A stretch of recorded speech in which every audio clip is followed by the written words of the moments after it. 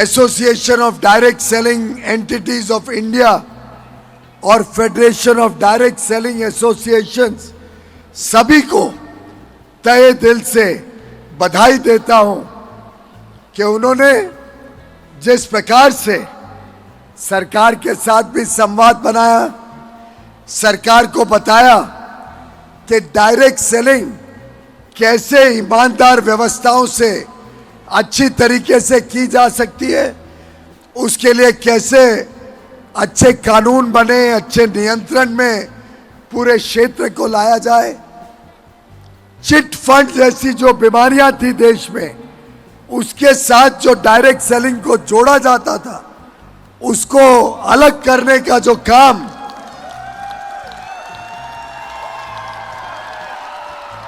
आप सबके माध्यम से, आप सबके प्रयासों से, आप सबकी मेहनत से करने में हम सफल हुए हैं। मैं समझता हूं उसी का परिणाम है कि अब डायरेक्ट सेलिंग इंडस्ट्री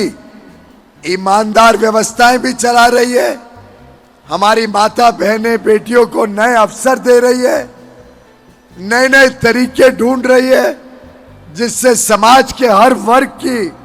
जरूरतों को हम पूरा कर सकें। युवा युवतियों को प्रोत्साहित कर रही है कि वो भी नए नए आइडियाज लाकर देश में अच्छी गुणवत्ता वाला सामान कम कीमतों में सही दाम पर उपलब्ध कराने में मेहनत करे और लाखों हमारी बहनों को रोजगार और काम का साधन बने, आमदनी का साधन बने। मेरा पक्का विश्वास है देश भर में आज ये संदेशा पहुंचे कि भारत अब निकल पड़ा है, भारत तेज गति से आगे जाने वाला है, भारत का भविष्य उज्जवल है और उसकी नींव हमारी नारी शक्ति है, हमारी बहनें हैं।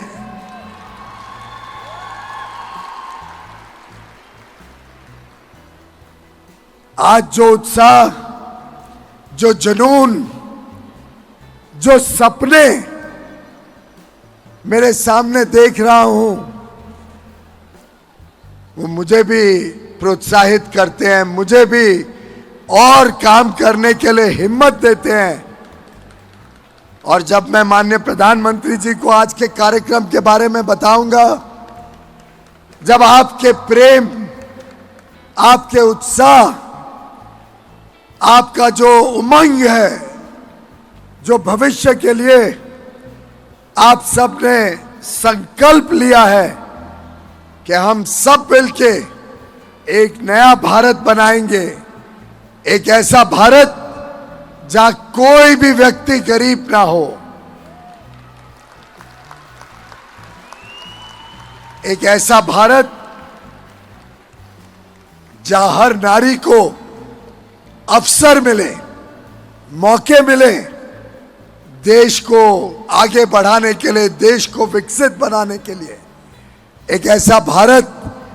जहां हर युवा युवती को मौकों का बौछार हो, एक ऐसा भारत जहां ये जो 25,000 हमारी बहनें इकट्ठी हुई हैं, ये चेंज मेकर्स, ये जो बदलाव के राजदूत आज हमारे समक्ष एकत्र हुए हैं, इनकी एक एक की कहानी,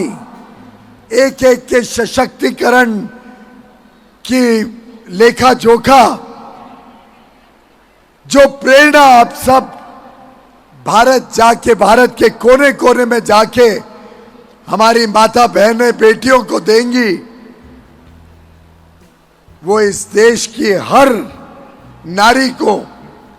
और प्रोत्साहित करेगा, और तेज देगा, और उत्तेज देगा। कैसे आप सब मिलके इस देश को एक समृद्ध देश 2047 में जब हम सब आजादी के 100 वर्ष मनाएं, तब भारत विश्व के उन चंद देशों में होगा जहां पे हर व्यक्ति की हर जरूरत पूरी हो, जहां हर परिवार को सुख समृद्धि मिले और देश में राम राज्य स्थापित हो।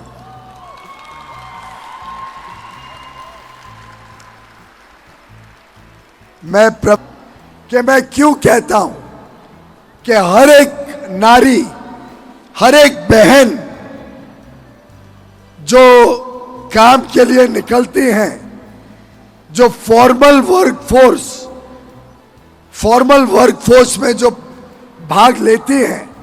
किधर नौकरी करती हैं, किधर अपने खुद का व्यापार करती हैं, उद्योजक के रूप में निकलती हैं, मुद्रा लोन लेके अपने खुद का कारोबार शुरू करती हैं। जो हर एक महिला इस प्रकार से अर्थव्यवस्था को मजबूत बनाने के लिए काम के लिए निकलती है, वो वास्तव में 1 गुना नहीं 2 गुना अर्थव्यवस्था को आगे बढ़ाती है। और ये मैं ऐसे ही राजनीतिक वाक्य नहीं बोल रहा हूं। प्रवीण जी जानते हैं, आप सब जानते हैं कि मैं तो अर्थव्यवस्था का, अर्थशास्त्र का एक छोटा विद्यार्थी हूं। जब आज के दिन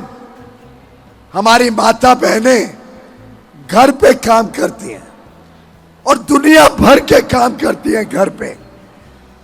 तो वो देश की जीडीपी में उसका आंकड़ा नहीं आता है, पता नहीं चलता है कि उनका योगदान कितना महत्वपूर्ण है। उसको गिना नहीं जाता है कि देश की जीडीपी में आपका कितना बड़ा योगदान है जब आप घर भी संभालते हो, घर की रोजमर्रा की जरूरतें संभालते हो, घर को संवार के रखते हो, घर को साफ सुथरा रखते हो, हम सब की चिंता करते हो, हमारा ध्यान रखते हो, बच्चों का ध्यान रखते हो, बच्चों को पढ़ा लिखा के एक अच्छा नागरिक बनाते हो। ये कई बार गिनती में नहीं आता है, लेकिन जब हमारी माता बहनें व्यापार करने निकलती हैं, किधर नौकरी करती हैं, डायरेक्ट सेलिंग का काम करती हैं, तो एक तरफ आपके इस काम का, चाहे वो तनख्वाह हो, चाहे वो आपकी डायरेक्ट सेलिंग की आमदनी हो, चाहे वो आपके बिजनेस का प्रॉफिट हो, ये एक तरफ जीडीपी में जुड़ता है, जीडीपी के आंकड़े को बढ़ाता है, फॉर्मल इकोनॉमी और मजबूत होती है। लेकिन दूसरी तरफ जो आज हमारी माता बहनें जो काम करती हैं, चाहे वो खेत में हो, चाहे वो घर पे हो, चाहे बच्चों का पालन पोषण हो, जो काम आज आप घर पे करते हो, वो काम कोई ना कोई और व्यक्ति या कोई ना कोई मशीन उस काम को रिप्लेस करती है। आपके बदले वो काम कोई और व्यक्ति या कोई और मशीन करती है।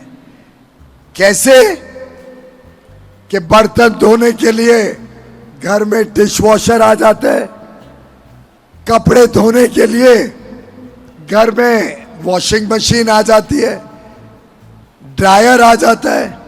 माइक्रोवेव मशीन आ जाती है। आप सब देखते होंगे कि आपके पीछे जब आप काम पे निकलते हो तो कोई ना कोई पुरुष, कोई ना कोई महिला आपके घर पे आके रोजमर्रा की जरूरतें, रोजमर्रा का काम करते हैं। आप उनको आमदनी देते हो, उनको तनख्वाह देते हो, वो भी इकोनॉमी में जुड़ता है। तो जो आज का काम आप कर रहे थे, डायरेक्ट सेलिंग एजेंट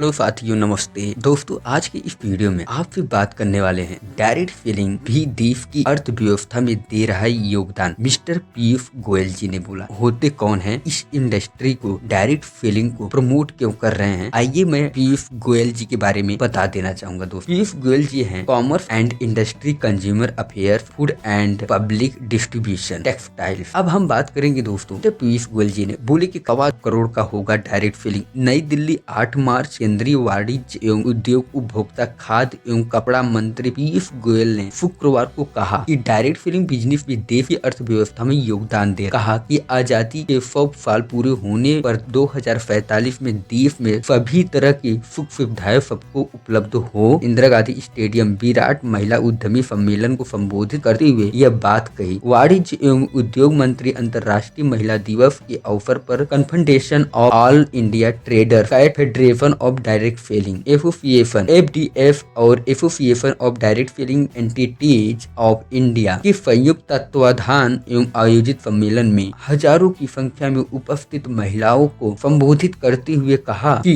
सही मायने में राम राज्य प्रधानमंत्री नरेंद्र मोदी के तीसरे कार्यकाल में पूरा होगा। इससे पहले केंद्रीय मंत्री एवं बाल विकास मंत्री स्मृति जुबिन ईरानी स्टेडियम में मौजूद लखपति महिला उद्यमियों को संबोधित करते हुए कहा कि अगले 5 साल में भारत दुनिया की तीसरी सबसे बड़ी अर्थव्यवस्था बन जाएगी। उन्होंने कहा कि प्रधानमंत्री नरेंद्र मोदी के तीसरे कार्यकाल में FDF और ADFI 31,000 करोड़पति दीदी बनाए, जो देश की अर्थव्यवस्था में अपना योगदान दे ताकि प्रधानमंत्री का संकल्प पूरा हो। स्मृति ईरानी ने अंतर्राष्ट्रीय महिला दिवस पर लखपति दीदी सम्मेलन को संबोधित करते हुए कहा कि आज महिला हर क्षेत्र में अपना परचम लहरा रही है। इस अवसर पर चांदनी चौक के भाजपा प्रत्याशी और कारोबारी संगठन के महामंत्री प्रवीण